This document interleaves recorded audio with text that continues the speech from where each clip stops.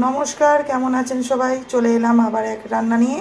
আর আজকে আপনাদেরকে করে দেখাবো আলু বেগুন দিয়ে মাছের হালকা পাতলা ঝোল। আর এই হালকা পাতলা ঝোল বানানোর জন্য আমার লাগবে মাছগুলোকে আমি নুন হলুদ মাখিয়ে নিয়েছি। লাগবে আলু ও বেগুন। আলু আর বেগুনকে আমি ডুমো ডুমো করে কেটে নিয়েছি। আর মশলাতে লাগবে পেঁয়াজ কুচি, আদা বাটা, রসুন বাটা, টমেটো আর চেরা কাঁচা লঙ্কা। আর গুঁড়ো মশলাতে লাগবে হলুদ গুঁড়ো, ধনে গুঁড়ো, জিরে গুঁড়ো, লাল লঙ্কার গুঁড়ো ও কাশ্মীর রেড চিলি পাউডার। প্রথমে আমি নুন হলুদ মাখানো মাছগুলোকে লাল লাল করে ভেজে নেব। মাছগুলোকে লাল লাল করে ভেজে নিয়েছি। মাছ ভাজা তেলের মধ্যে আলুগুলোকে দিয়ে দিয়েছি। আলুগুলোকে হালকা লাল করে ভেজে নামিয়ে নিয়েছি। কালো জিরে শুকনো লঙ্কা থেকে সুন্দর গন্ধ বেরোতে আমি এখানে দিয়ে দিয়েছি কুচনো পেঁয়াজ। আমি এখানে দুটো মিডিয়াম সাইজের পেঁয়াজ ব্যবহার করেছি। পেঁয়াজ হালকা ব্রাউন হয়ে গিয়েছে, এবার এর মধ্যে দিয়ে দেব রসুন বাটা। রসুনটাকে দিয়ে ভালো করে পেঁয়াজের সাথে কষিয়ে নেব। রসুন ভাজা হয়ে গিয়েছে, এবার এর মধ্যে দিয়ে দেব আদা বাটা। আদা বাটাটাকেও ভালো করে পেঁয়াজ আর রসুনের সঙ্গে কষিয়ে নেব। পেঁয়াজ আদা রসুনকে ভালো করে কষিয়ে নিয়েছি। এবার এর মধ্যে দিয়ে দেব কেটে রাখা টমেটো। আমি এখানে দুটো মিডিয়াম সাইজের টমেটো নিয়েছি। এবার ভালো করে এটাকে এই পেঁয়াজ আদা রসুনের সঙ্গে কষিয়ে নেব।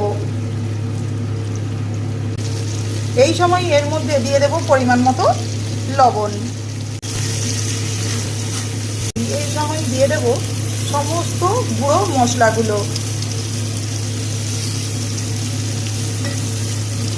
দিয়ে দেব সামান্য পরিমাণে জল।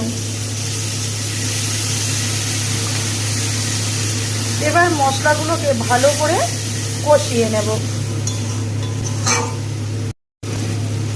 আর এরই সাথে দিয়ে দেব সামান্য পরিমাণে নুন আন্দাজে চিনি।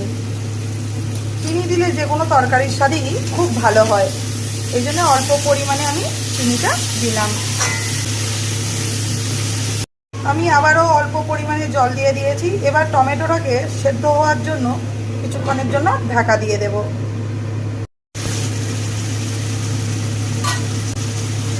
ঢাকা খুলে নিয়েছি। এবার টমেটোটাকে ভালো করে, টমেটোটা সুন্দর সেদ্ধ হয়ে গিয়েছে। এবার খুন্তির সাহায্যে এটাকে আমি ম্যাশ করে নেব। টমেটোটাকে ম্যাশ করে নিয়েছি আর মশলা থেকে তেল ছেড়ে দিয়েছে। মশলা একদম কষানো হয়ে গিয়েছে। এবার এর মধ্যে দিয়ে দেব ভেজে রাখা আলুগুলো। আলু দিয়ে মশলার সাথে ভালো করে আলুটাকে কষিয়ে নেব।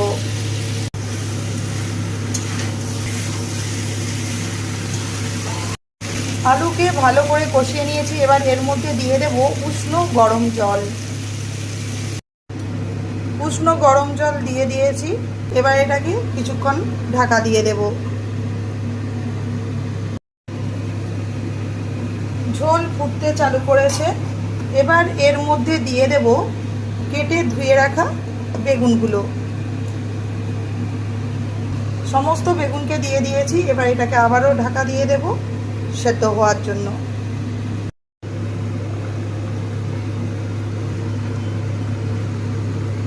আলু 70% সেদ্ধ হয়ে গিয়েছে। এইবার এই সময় এর মধ্যে দিয়ে দেব ভেজে রাখা মাছগুলো।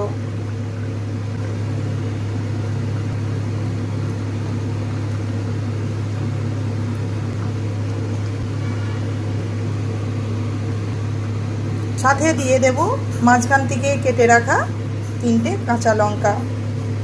এবার এটাকে আবারও ঢাকা দিয়ে হতে দেব।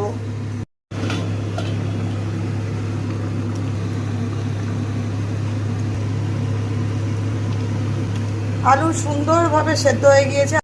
এবার ওপর থেকে ধনেপাতা কুচি ছড়িয়ে দেব। আলু বেগুন দিয়ে মাছের হালকা পাতলা ঝোল একদম রেডি। যদি আপনাদের এই মাছের ঝোল পছন্দ হয়ে থাকে অবশ্যই কমেন্টে জানাবেন আর সাবস্ক্রাইব করতে ভুলবেন না।